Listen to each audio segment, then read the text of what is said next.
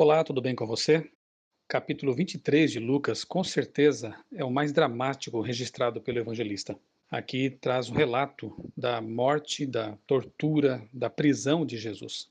A morte que nos conquistou a salvação, a morte pela qual Jesus pagou a dívida que a humanidade tinha contraído por ocasião do pecado.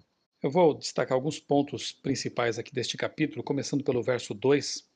Aqui nós vemos que fizeram acusações falsas contra Jesus, totalmente infundadas. Ele veio salvar a nação, não subvertê-la, nunca proibiu o imposto. Jesus não veio como um revolucionário, como alguns pregam por aí. Jesus não veio para expulsar os romanos, a nação invasora ali de Jerusalém. Jesus veio para pregar o reino eterno. Jesus veio para trazer verdades espirituais e não promover um levante contra o Império Romano.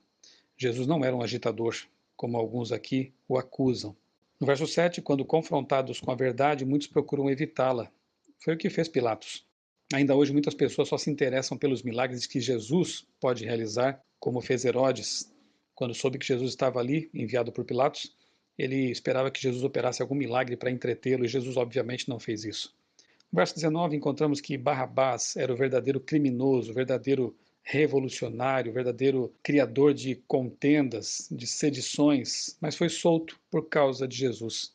Curiosamente, eles acusaram Jesus de ser um agitador, um criminoso, e soltaram aquele que de fato era um agitador, um revolucionário, um criminoso. Verso 28, muita gente estaria chorando hoje se soubesse o que acontecerá com este mundo, com este planeta, quando Jesus passa, levando sua cruz, passa por algumas mulheres e as vê chorando, ele diz: Não chorem por mim, chorem antes por vocês e por seus filhos, porque Jesus sabia, e já havia inclusive profetizado isso, que dali a alguns anos, no ano 70, Jerusalém seria destruída pelos romanos.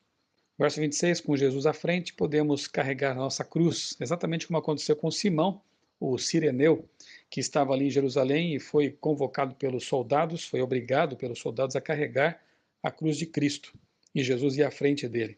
Fica aqui uma lição espiritual, podemos aproveitar essa ilustração, quem sabe, que quando carregamos nossa cruz, com Cristo à frente, nós podemos levar esse peso porque ele nos ajuda, ele está perto de nós. No verso 34, Jesus pediu ao Pai que perdoasse seus malfeitores. Quer exemplo mais perfeito de cristianismo, de um cristianismo perfeito? Aí está esse exemplo. Jesus perdoa seus algozes, Jesus não alimenta ódio, Jesus permanece sereno enquanto é maltratado. Ainda no mesmo verso, de fato, aqueles homens não sabiam o que estavam fazendo. Imagine se eles soubessem que estavam crucificando o Criador do universo. Nos versos 35 a 39, Jesus não podia salvar a si mesmo, de fato, e nem precisava fazer isso, porque ele veio para salvar os perdidos. Salva-te a ti mesmo, alguns debochavam, mas Jesus não veio para fazer isso. Ele veio justamente para morrer, para dar a vida em resgate pelos pecadores. Na cruz de Cristo, acima de sua cabeça, havia uma placa, e nessa placa estava escrito Rei dos Judeus. Era também uma espécie de deboche, mas na verdade estava expressando uma pura verdade, só que incompleta. Ele não era apenas Rei dos Judeus, era Rei do Universo. E, naturalmente, aquela placa chamou a atenção de muitas pessoas que por ali passavam. Era um sábado de Páscoa, havia muitas pessoas em Jerusalém. As crucifixões eram feitas de forma pública para que as pessoas vissem aquilo, serviço de exemplo. Com certeza, ao verem aquela placa sobre a cabeça de Jesus, muitas pessoas devem ter pensado: quem é esse homem? O que está acontecendo aqui hoje? Nos versos 42 e 43 encontramos ali como que uma amostra do que a morte de Cristo realmente faz pelos pecadores. Jesus foi crucificado entre dois ladrões, e um deles escarnecia de Jesus, blasfemava, enquanto o outro, percebendo a grande oportunidade que tinha ali diante de si, ele aproveitou essa oportunidade no último momento de vida.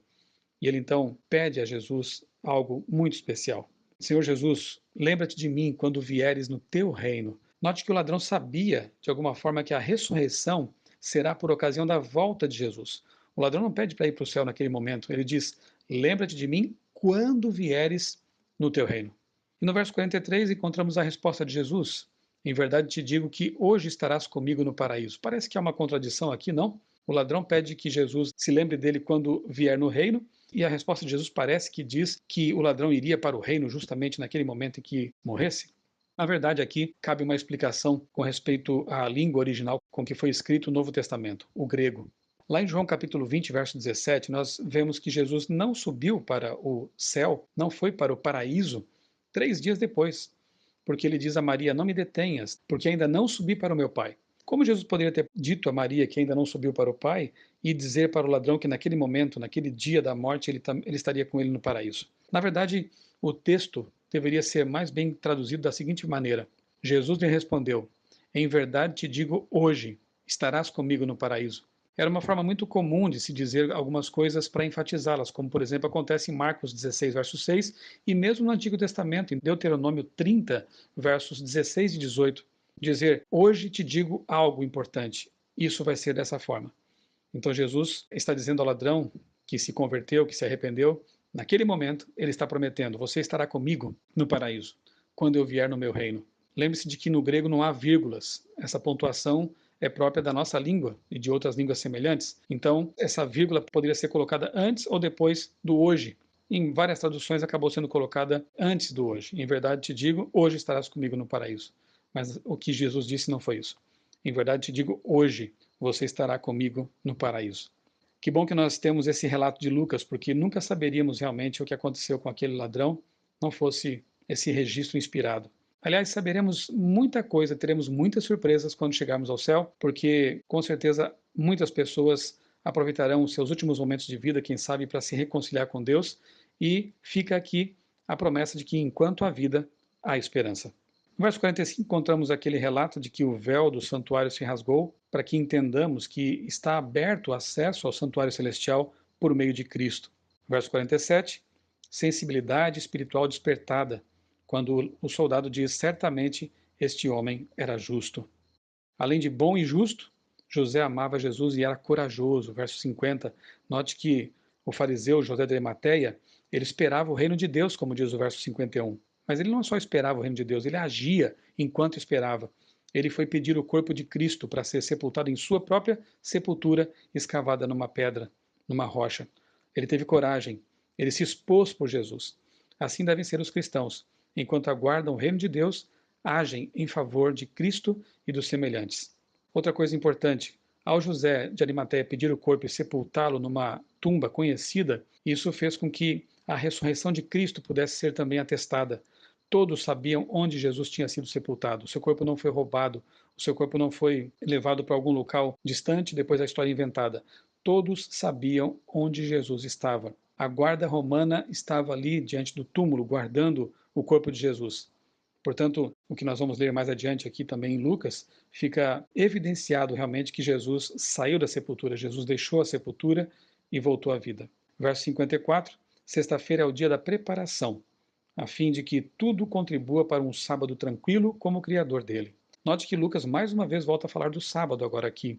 No verso 56, ele diz que as discípulas de Jesus eram fiéis aos mandamentos dele e guardaram o sábado, aguardando então que o domingo chegasse para preparar o corpo de Jesus realmente para ser mantido ali na sepultura, embalsamar o corpo de Jesus. Elas compraram perfumes, especiarias, mas no sábado deixaram as coisas ali e guardaram o mandamento. Se Jesus tivesse mudado o dia de guarda com a sua morte, essas mulheres fiéis seriam as primeiras a celebrar o domingo, quem sabe, como novo dia de guarda, mas isso não acontece. No sábado, Jesus permanece descansando na sepultura, na morte, e no domingo ele ressurge para a vida eterna. No verso 56 ainda, as mulheres haviam sido submetidas a grande estresse, mas descansaram no sábado, o sétimo dia realmente é uma bênção. Que esse capítulo nos encha de esperança, nos enche de alegria, por saber que Jesus é o nosso Salvador, que Jesus nos amou tanto, que deu o que ele tinha de mais precioso, a sua vida, para que nós possamos também ter a vida eterna. Eu sou o pastor Michelson Borges, desejo a você um dia muito abençoado na companhia de Jesus.